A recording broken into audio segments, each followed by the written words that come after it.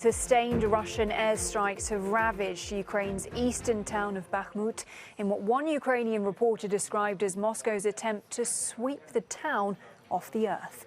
Elsewhere, at least 5 people have been killed in Russian shelling in the port city of Mykolaiv. One person's confirmed dead following airstrikes in Kharkiv to the north. We're closely monitoring the situation on the ground across Ukraine. For us is our correspondent Sasha Vakalina. Sasha, we've started to hear a lot more talk now about Ukrainians in the south mounting a counter-offensive, but just taking into account the state of play, how things are developing on the ground, how realistic is that? Well, I think it's fair to say that they have started their counteroffensive when it comes to Ukrainian forces, and there was a warning from the authorities in Kiev asking all the residents of the 2 regions of Kherson region and the region of Zaporizhia to evacuate as soon as they can. If they cannot evacuate, to make sure that they have enough of water and food and they have a bomb shelter nearby to be able to shelter there. So it's fair to say that this has started already. Now, what we have been seeing in the past couple of days and weeks now is, of course, with the arrival of the Western weapons to Ukraine, Ukrainian army is increasingly destroying the ammunition depots, and this was the example in Kherson region just in these past few days. Russian and Ukrainian sources reported that Ukrainian strikes killed multiple Russian officers there in Kherson city. This was also confirmed by the Institute for the Study of War. Now, Russia indeed responds with heavy shelling, and this is something we have been seeing in the regions of Kharkiv. We have been seeing this in Mykolaiv and a lot across the region of Donetsk. In the south, moving from Mykolaiv towards the south as well, this is what we have been seeing in the region of Zaporizhia as well. Now, Zaporizhia region is occupied by Russians of 80% of this region, not the city itself of Zaporizhia, but today there were 2 missile strikes in Zaporizhia. They hit industrial factory this afternoon. This is the way Russia is responding to the Ukrainian counteroffensive that has started already.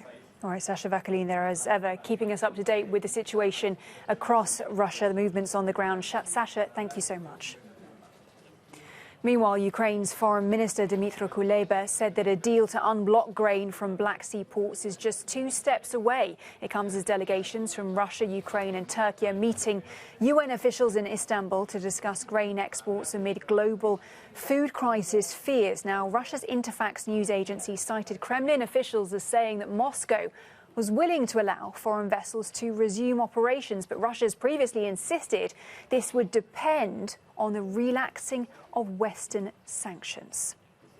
Well, Alyssa de Carbonel is the Deputy Director of Europe at the International Crisis Group. She's got a focus on Russia, Ukraine, Turkey and the Caucasus. Alyssa, great to have you with us. Ahead of these talks yesterday, we heard from the UN Secretary General, Antonio Guterres. He was speaking to reporters.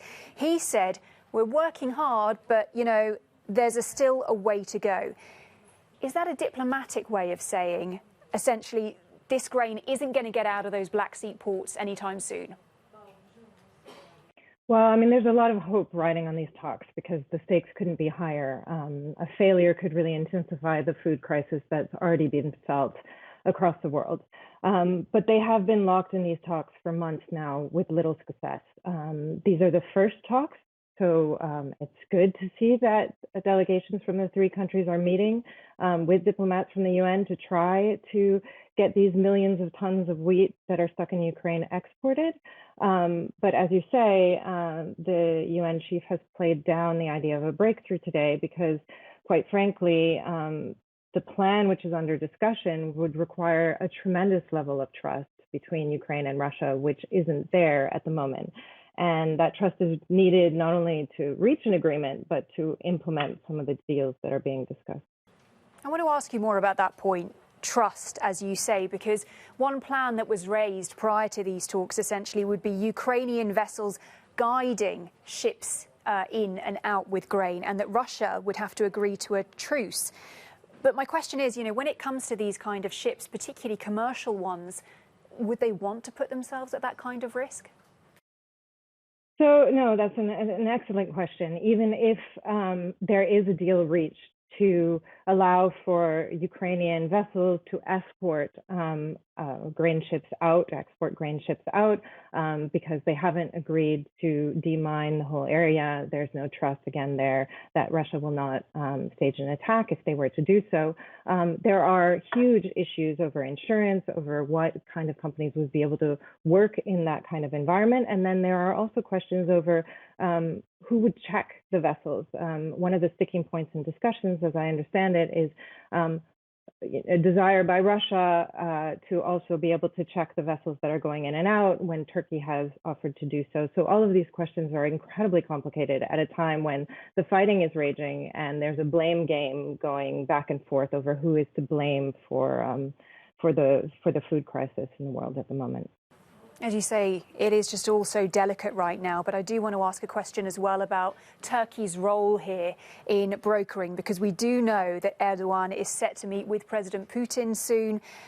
And so I think there do have to be questions here about its ability to mediate and what can we expect? I mean, what do you think about that? So, I mean, Turkey has had an incredibly interesting role since the beginning of the crisis. It's got very pragmatic relationship with Putin. Erdogan and Putin relationship has been there for a long time, even though they are on opposite sides of many conflicts in the world. And then, of course, Turkey did not join the Western sanctions. It's got economic concerns over this conflict, and on the other hand, it has been a NATO member. It has supported the idea of Ukrainian sovereignty and is selling drones to Ukraine. So in this particular moment, the meeting between Putin and Erdogan is the first since the beginning of the crisis. And I think they really are trying to position themselves as a broker, and they have managed some successes. I mean, convening this meeting today or hosting this meeting today is incredibly important. But it's going to be this balancing act that is really hard to keep going, I think, increasingly going forward.